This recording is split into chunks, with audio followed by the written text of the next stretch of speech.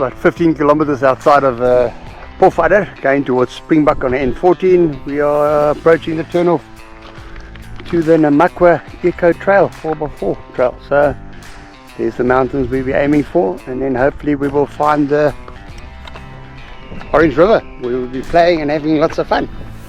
So let's go check it out.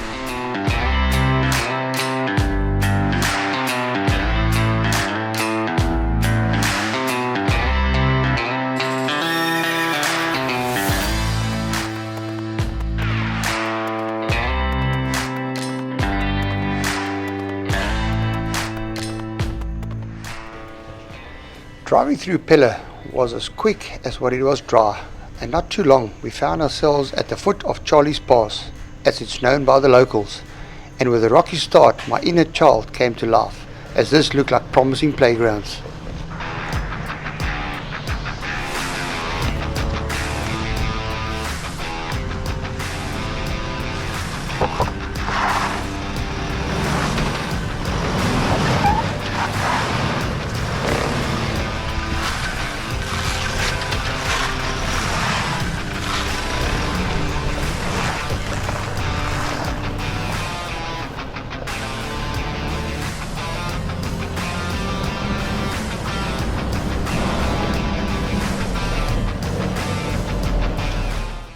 Following the gravel roads, we reached Klein Pella. My understanding was that this was a smaller town than Pella.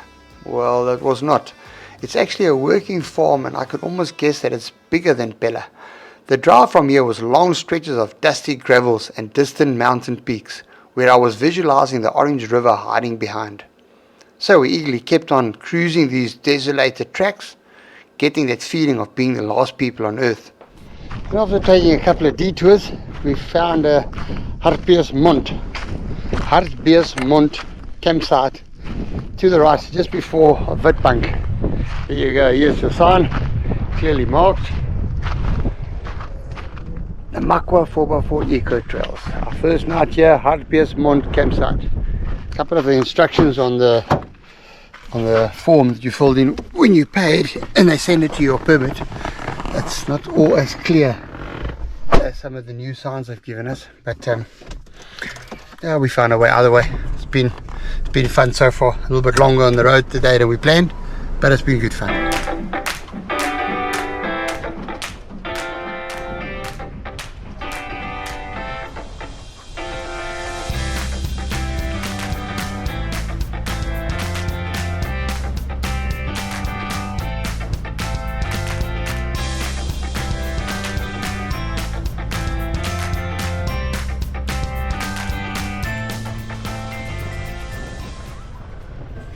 Reaching a good spot for camp, and that's exactly what you look for, a good spot, because there are no facilities, no demarcated camps or braai areas. Chaps, this is still untouched grounds where you can still enjoy the essence of nature as a whole.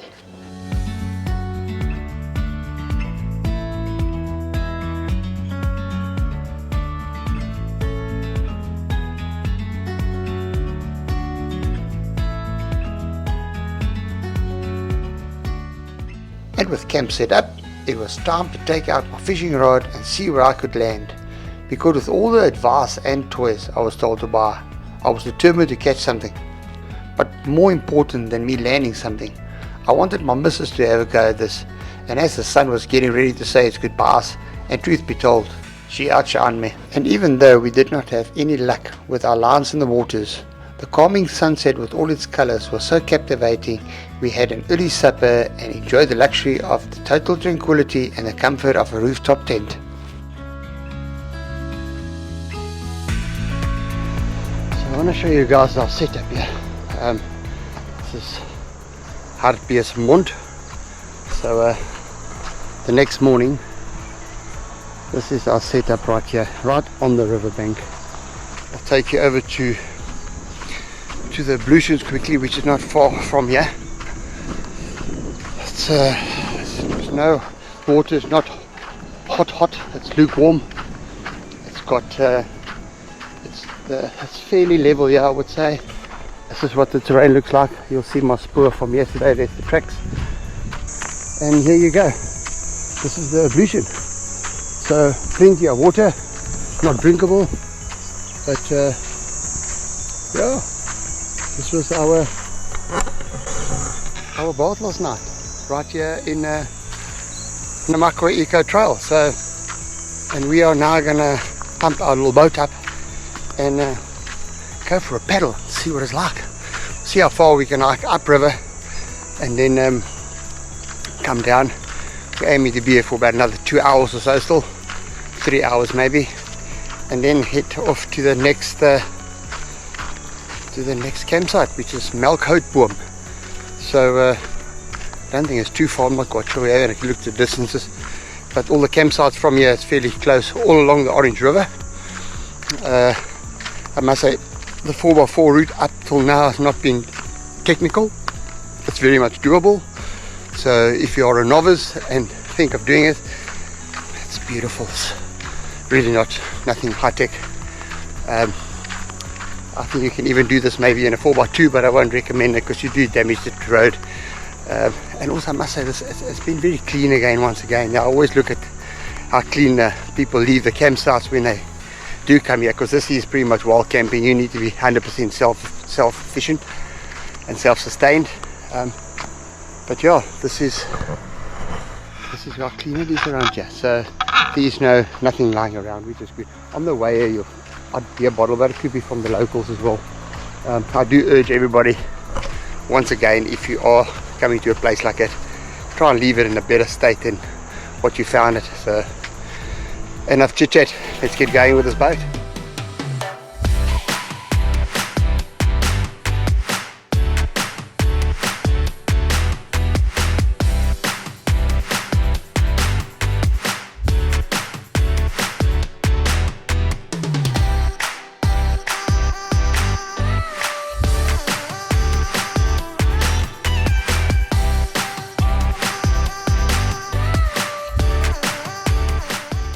So here we go. It still blows my mind to think we're canoeing on the river that flows for over 2,000 kilometers before it drains into the ocean at Alexander Bay, which is only around 400 kilometers away from us now. And only a few months ago we were at the start of this massive river in Lesotho and 3,000 meters above sea level.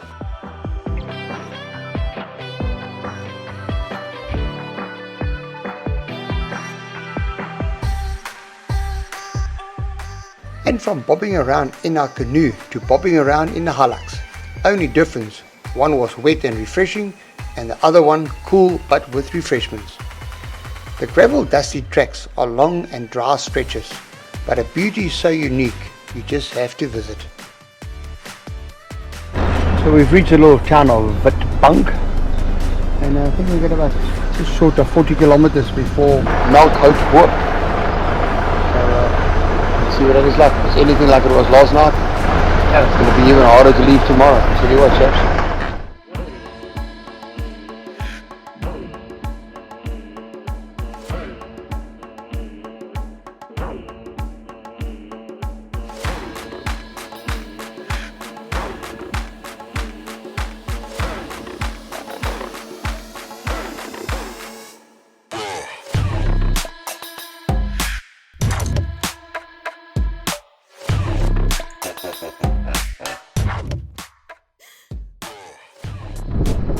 Reaching destination, Groot Melkhoutboom. And yes, believe it, I got stuck again. But in my defense, the rock I ended up on was hiding under the sand, and I think it wanted to be in this video. And it was time to get reacquainted with my best friend, the green spade.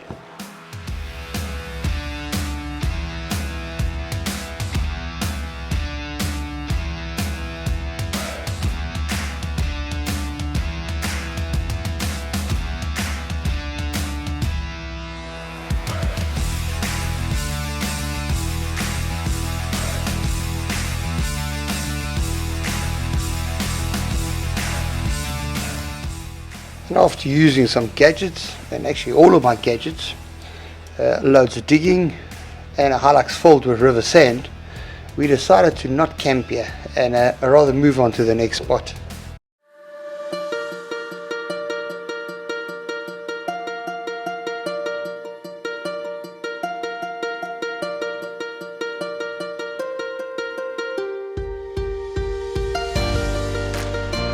So this is Ras Drift, fairly level area, nice, nobody else here, peaceful, quiet.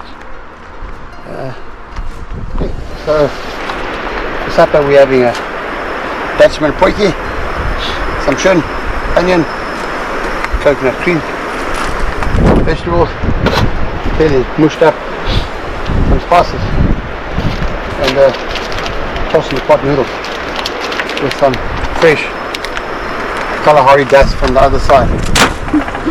Unfortunately we are not as sheltered as the last night's campsite, but that's not going to put us off.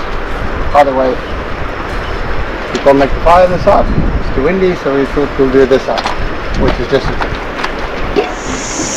and this is our supper tonight, the Dutchman's one pot wonder. And with the evening turning out so great, I thought let me see what I can hook, and out came the fishing rod. Not the prettiest fish, but I had huge fun with these barbels, and they were keen to keep me entertained for some time.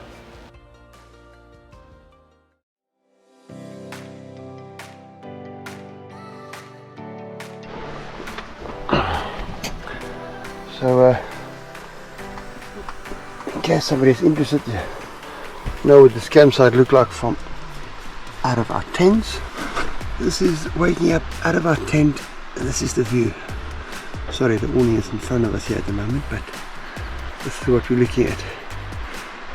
Waking up to this, I don't think you can ever get sick of this. You do have to get used to the flies and the mozzies. It looked like I got some sort of disease after last night's fishing next to the river. Half stalkers, so I suppose that's something comes with the territory, but yeah, I'm pretty much bitten to pieces by mozzies all over. Yeah, but that too is fun. It's not the end of the world. And again, let's just show you the ablutions here at Ras Drift. It's not far from my campsite. Campsite was up there. I just moved the vehicle slightly closer to plenty of water. Dad, did you have a nice shower? I did. Plenty of water. Straight from a fairly warm source. And well, the ablutions are also quite clean. A little bit dusty, but it's been a couple of days on the road already. So yeah, right, let me clean up and get ourselves more dirty. Some more 4x4 waiting ahead for us. Feeling all refreshed and ready to explore some more, we got going again. Aiming for good hours, we stopped to have a look at the graveyard from World War I. And right next door is the ruins from the old hotel, which must have been a real cowboy style setup many moons ago. And not too long after our sightseeing excursion, we ended up on this beautiful gravel road right next to the Orange River, leading us straight to the pump station and bridge where we had to go under. I must be honest, the clearance is far greater than I expected. I was told we might have to find alternative route if our rig was too high. And without any difficulties, our next campsite's name popped up, Kamchap. Still looking for some playtime in either sand or rocky terrain. Things were in my favour very soon.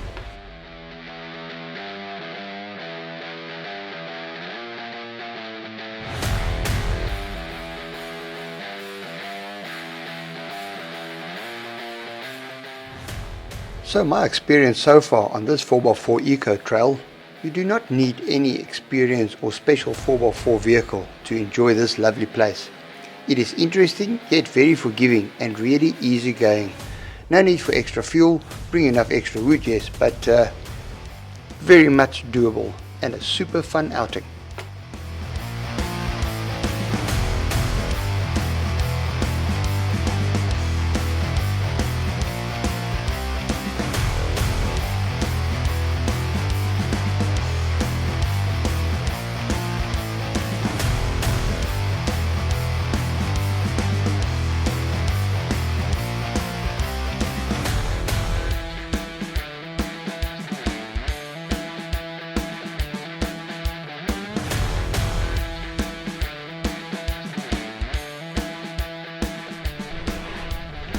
Camp Kamchap here at Ruchtersveld.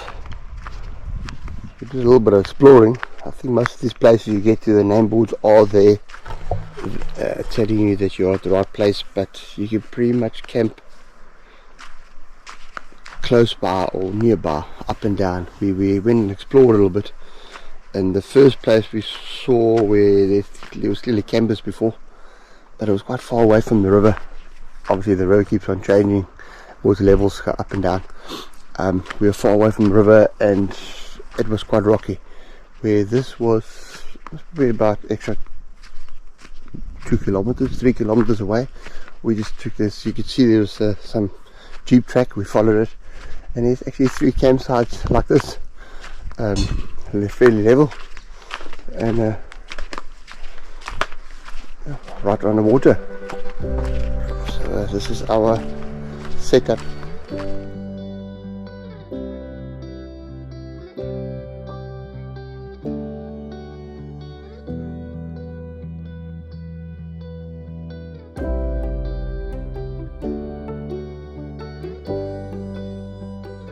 Leaving Camp Kamchap after only one night, we tackled the gravel road once again, having to stop along the way because of being in awe with all the rose cords almost scattered all over the place. Just a sight we have never seen before, and again, just another reason why overlanding is so much fun for us, as it's not about the destination so much, but more about the journey. Thank you for watching.